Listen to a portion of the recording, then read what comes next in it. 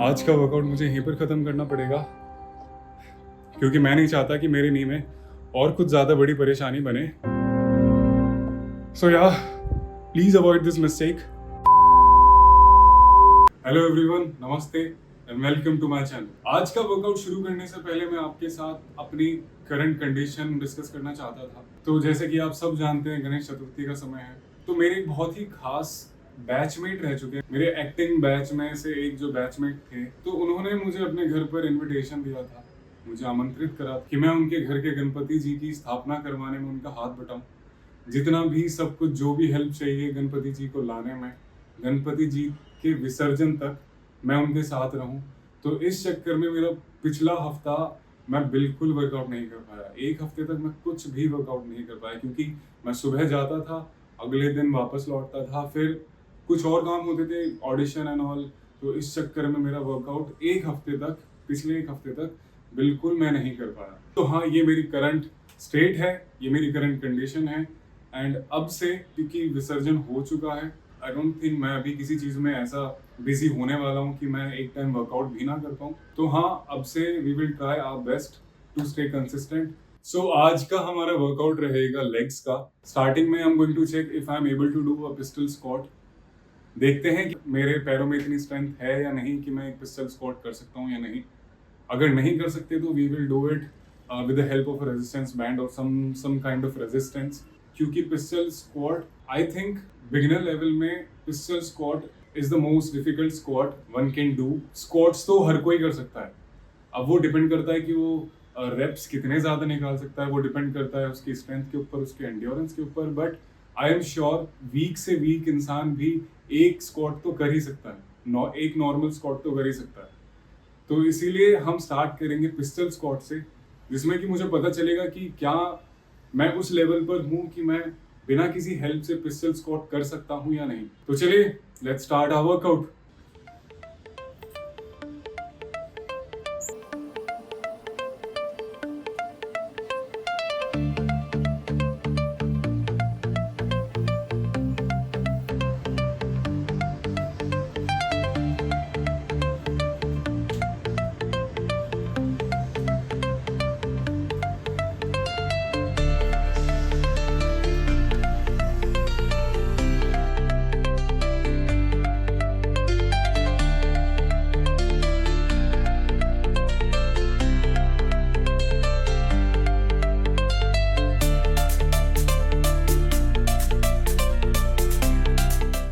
While doing the pistol squats, it was really difficult to balance.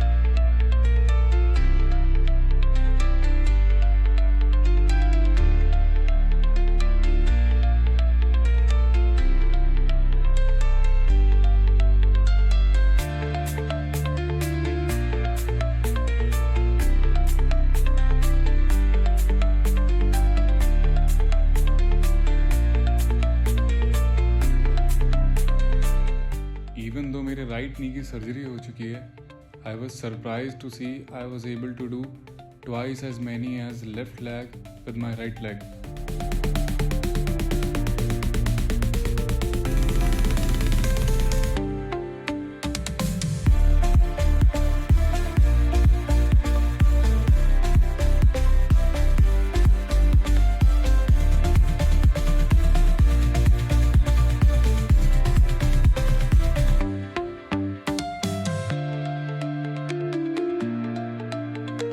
पहले set में मैंने left leg से करे 2 रेप्स और फिर राइट लेग से करे 5 reps. And in second set मैंने लेफ्ट लेग से करे 3 रेप्स और राइट लेग से करे 5 रेप्स।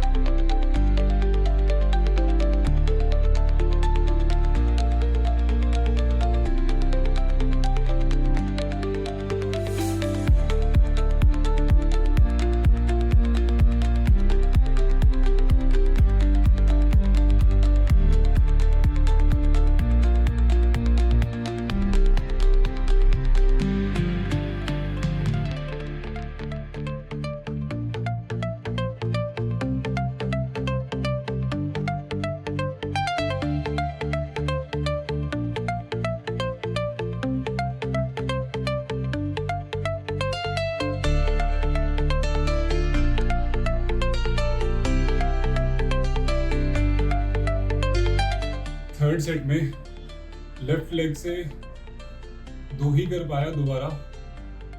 थर्ड वाले में डिसबैलेंस हो गया और फिर वापस नहीं उठा जा रहा। एंड राइट लेग से सिर्फ 4 ही कर पाया। तो this is my current pistol squat level. Next exercise that we are going to do is normal squats. ये मैं ज़्यादा नहीं करूँगा क्योंकि इसके बाद मुझे लंजेस भी करने हैं एंड बुल्गेरियन स्प्लिट स्क्वाट्स भी करने हैं, बिकॉज ये मेरा पहला लेग का डे है, proper leg day. So let's start.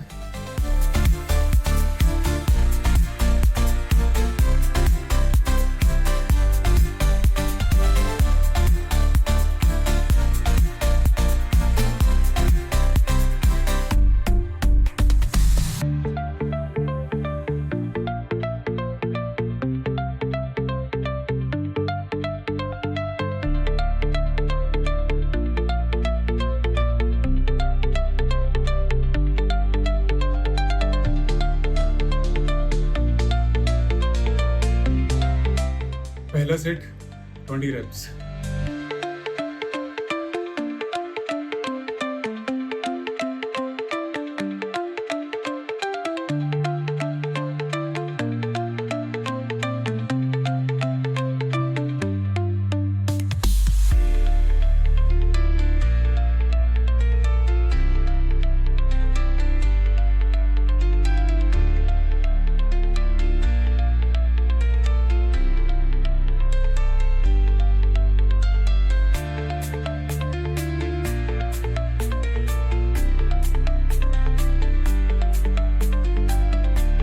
Second set, same 20 reps.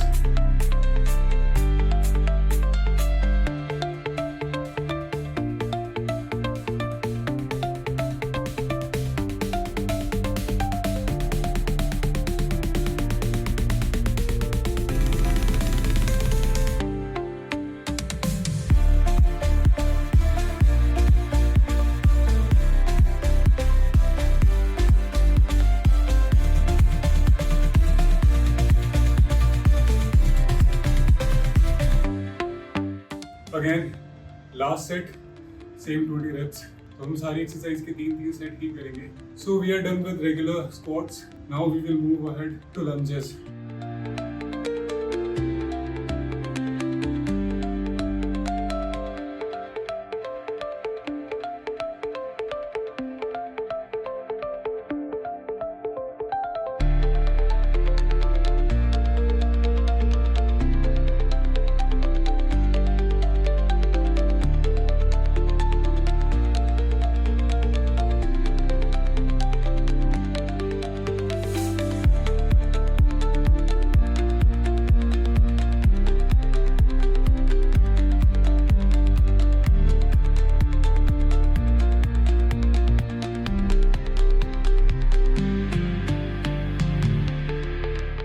पहले सेट में मैंने दोनों पैरों से 10-10 लंजेस करे।